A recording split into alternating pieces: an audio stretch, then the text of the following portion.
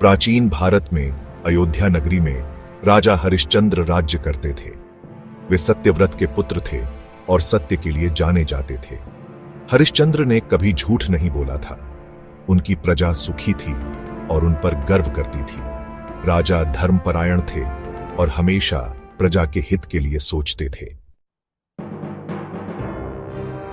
एक दिन ऋषि विश्वामित्र ने राजा हरिश्चंद्र की परीक्षा लेने का निश्चय किया। उन्होंने राजा से उनका सब कुछ मांग लिया। राजा ने अपना राजपाट, धन दौलत, यहां तक कि अपने परिवार को भी त्याग दिया, परंतु उन्होंने सत्य का साथ नहीं छोड़ा। राजा अपनी पत्नी तारामती और पुत्र रोहिताश्व के साथ वन में रहने लगे। उन्हें जीवन निर्वाह के लिए कठिन परिश्रम करना पड़ी डेढ़ा।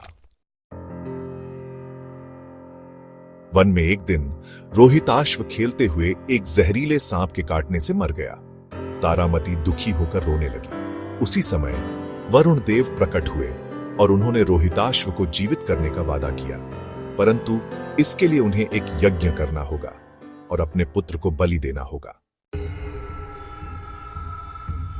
राजा हरिश्चंद्र ने वरुण देव की बात मान ली, परंतु यज्ञ के लिए उन्हें एक ब्राह्मण की आवश्यकता थी। विश्वामित्र ने ब्राह्मण का रूप धारण किया और यज्ञ करवाने के लिए राजा से बहुत अधिक दक्षिणा मांगी। राजा के पास देने के लिए कुछ भी नहीं था। उन्होंने खुद को ही ब्राह्मण को दास बनाने का निश्चय किया। विश्वामित्र ने राजा को श्मशान घाट में काम करने के लिए भेजा। तारामती भी अपने पुत्र के शव के साथ वहां पहुंची। यह देखकर विश्वामित्र का हृदय पिघल गया।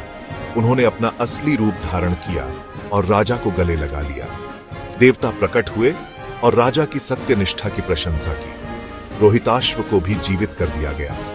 राजा हरिश्चंद्र को उनका खोया हुआ राज्य वापस मिल गया। राजा हरिश्चंद्र की कहानी हमें सिखाती है कि सत्य की राह कठिन होती है, परंतु सत्य का पालन करने वाला व्यक्ति अंततः विजय प्राप्त करता है।